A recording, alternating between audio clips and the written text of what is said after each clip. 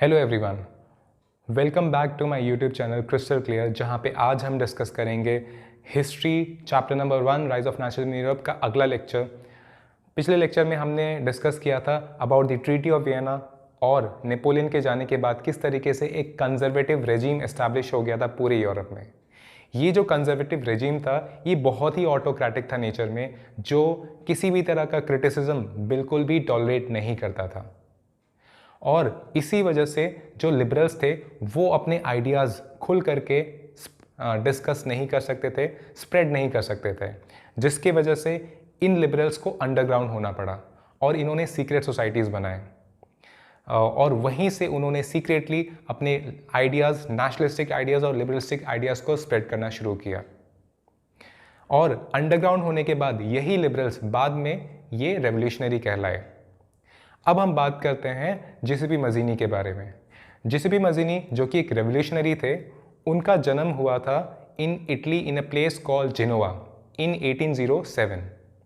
जब वो जस्ट 20 साल के थे तब उन्होंने एक सीक्रेट सोसाइटी ज्वाइन कर लिया था जिसका नाम था कार्बनरी।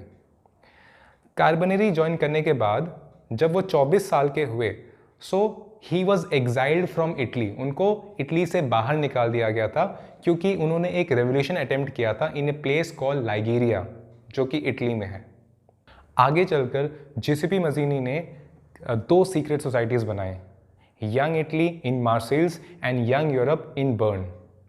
और उनके मॉडल को फॉलो करते हुए कई सारे और सीक्रेट सोसाइटीज़ बने in different parts of the world, like in countries like Germany, France, Poland, Switzerland. ऐसे कई सारे कंट्रीज़ में उनके मॉडल के ऊपर बेस्ड सीक्रेट सोसाइटीज़ बने। जीसीपी मजीनी की पर्सनालिटी को डिस्क्राइब करते हुए एक बार ड्यूक मेटरनिच ने यह कहा था that he is the most dangerous enemy of our social order. So next हम पढ़ते हैं एज ऑफ रेवोल्यूशंस के बारे में। एज ऑफ रेवोल्यूशन बोला जाता है 1830 से 1848 के टाइम पीरियड को इन यूरोप, क्योंकि इस दौरान एक के बाद एक बहुत सारे रेवोल्यूशंस हुए थे यूरोप में।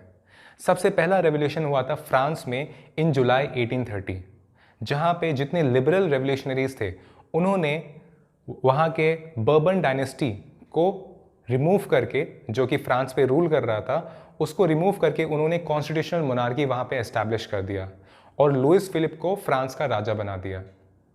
इस रेवोल्यूशन से इंस्पायर होकर के ब्रसल्स ने भी अपने आप को फ्री करवा लिया from the kingdom of Netherlands. लेकिन वो इवेंट जिसने पूरे यूरोप के एजुकेटेड एलीट क्लास में नेशनलिस्टिक फीलिंग भर दी, वो इवेंट था Greek war of independence. Greece was under the control of Ottoman Empire from 15th century, that means 1400। लेकिन जब ऑटोमन एम्पायर वीक पड़ने लगा इन 1800s, सो 1821 से ग्रीस ने फ्रीडम स्ट्रगल स्टार्ट किया इन द ईयर 1821। और इन ग्रीक्स को सपोर्ट मिला हुआ था from many waste European people जिनकी सिंपैथी उनके साथ थी, और बहुत सारे ऐसे ग्रीक्स भी जो एग्जाइल में रह रहे थे, कंट्री के बाहर रह रहे थे, और उनका सपोर्ट पा करके फाइनली ग्रीस को इंडिपेंडेंस मिला in the year 1832 after signing the treaty of Constantinople. हमारा नेक्स्ट टॉपिक है romantic imagination and national feeling. So nationalism को स्प्रेड करने के लिए सिर्फ वॉर ने ही कंट्रीब्यूट नहीं किया, बल्कि culture, music, art, poetry, stories का भी इस्तेमाल किया गया to spread nationalism. So romanticism was also one of such cultural movement जो कि यूरोप में स्टार्ट किया गया to spread nationalism.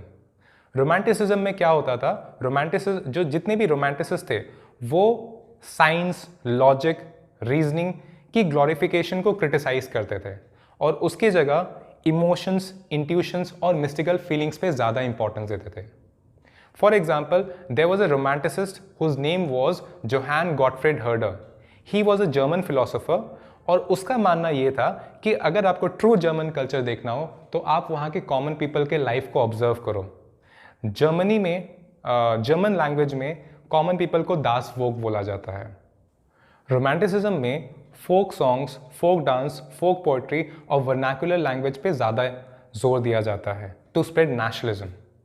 Poland is one such example जहाँ पे रोमांटिसिज्म का यूज़ हुआ था टू स्प्रेड नेशनलिस्टिक फीलिंग, जहाँ पे nationalistic feeling was kept alive through music and language.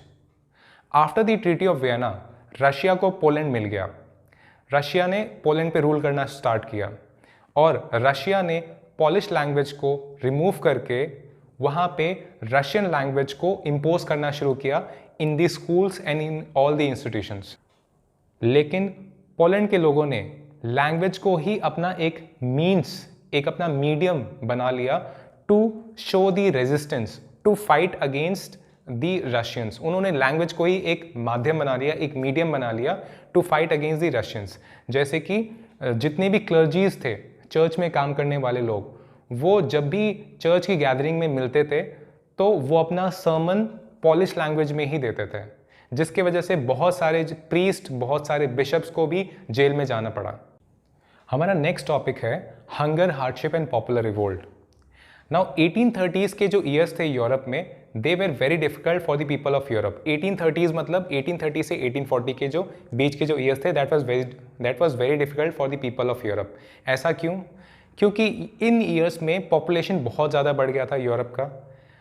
लोग रूरल एरिया से माइग्रेट कर रहे थे टू दी अर्बन एरियाज, जिसकी वजह से सिटीज़ ओवर क्राउडेड हो रहे थे। Then there was large scale unemployment all over Europe.